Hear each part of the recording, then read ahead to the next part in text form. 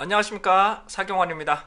차야조사 분석사 2급 2019년도 3회 필기 10번 문제풀이 진행하겠습니다. 자, 양적 연구와 비교하여 질적 연구의 특징이 아닌 것입니다. 비공식적인 언어를 사용한다. 주관적인 동기의 이해와 해석을 하는 현상학적, 해석학적 입장이다. 비통대적 관찰, 심층적, 비구조적 면접을 실시한다. 자료 분석에 소요되는 시간이 짧아 소규모 분석에 유리하다라는 측면이 주어지고 있습니다. 이와 관련해서 양적 연구와 질적 연구에 대한 이론적인 설명 올리도록 하겠습니다. 질적 연구라는 것은 연구에는 크게 양적 연구와 질적 연구로 구분될 수 있는데요. 질적 연구와 양적 연구의 가장 큰 핵심은 자료 수집 후 평균으로 활용할 수 있느냐, 자료들을 평균으로 활용할 수 있으면 양적 자료, 비교를 하는 것이 가장 큰 목적이고요. 질적 자료는 평균을 확인하기가 좀 어려운 연구가 되겠습니다. 그래서 양적 연구는 통계적 검증을 목표로 하는 것이고요. 질적 연구는 확인하는 검증을 주로 목적으로 보시면 되실 것 같습니다. 근데 자료의 양은 보편화되게 자료가 이 부분이 더 많은 자료들을 확보하고 있다는 것을 우선적으로 말씀드리고 갑니다. 자, 질적 연구 같은 경우는 일반적으로 다양한 주관적, 개인이나 집단의 주관적인 의견들을 수집하게 되는데 대규모를 조사하기는 좀 한계점이 존재할 수가 있습니다. 그래서 검증을 목표로 하고 조사 대상자들 간의 집단 간의 비교가 조금 한계점이 존재하는 것이 질적 연구가 됩니다. 자, 관찰이나 면접, FGI 등의 정보를 가지고 확인하는 것은 우리는 질적 연구라고 보실 수 있겠고요. 양적 연구는 대다수 많은 표본수의 대규모 조사를 하고 집단 간의 비교를 하는 것이 양적 연구의 가장 큰 목표가 될 수가 있게 되겠습니다. 질적 연구와 양적 연구는 서로 간에 상호 보완적으로 쓰시는 게 상당히 좋겠죠. 근데 일반적으로 우리는 통계적으로는 양적 연구를 많이 분석을 하지만 자료의 데이터나 각종 정보에는 이제 질적 연구 방법이 이제 많이 부각이 되고 있습니다. 그러니까 자료의 양이 예전에는 질적 연구를 자료를 수집하기가 매우 어려웠지만 현재는 다양한 인터넷 매체를 활용해서 자료를 수집하는 방법이 있을 수 있기 때문에 질적 연구도 많이 활성화가 되고 있습니다. 규격화 있는 정보를 수집하기가 좀 어렵겠죠. 그래서 다양한 의견이나 견해를 수집하는 부분이고요.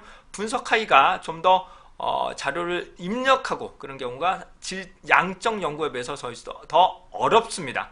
다양한 측면이 있기 때문에.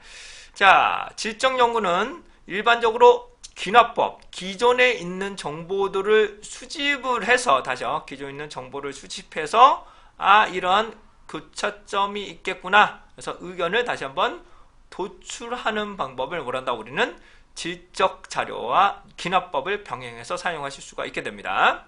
예를 들어서 내면적인 해석들도 가능하겠죠. 예를 들어서 그런 것도 있죠. 고흐의 편지를 보고 그 당시에 심리 파악을 한다거나, 자, 우리나라 역사도 있겠죠.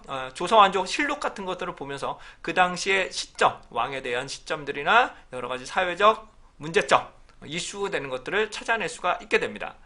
자, 조사 대상자를 통제하지 않으면 이제 관찰법이나 면접법이라는 것을 말씀드릴 수 있겠고요. 자, 자료 분석에 소요되는 시간은 때로는 양적인 연구보다는 오래 걸릴 수가 있습니다. 왜냐하면 이를 그룹화시키고 재그룹하는데 시간이 많이 걸립니다. 상당히. 그렇기 때문에 질적인 자료는 해당 자료를 수집하고 이렇게 입력하고 이것을 추려내고 분석하기가 상당히 오래 걸릴 수가 있게 되겠습니다. 과거에는 아까도 말씀 올린 것처럼 질적 자료 연구, 질적 자료를 수집하는 것 자체도 매우 어려웠습니다. 하지만 현재는 SNS나 각종 방법을 통해서 질적 연구 방법이 계속적으로 발전하고 있으므로 여러분들도 질적 연구에 대해서도 빅데이터 분석에서도 많이 활용하실 수가 있게 되겠습니다.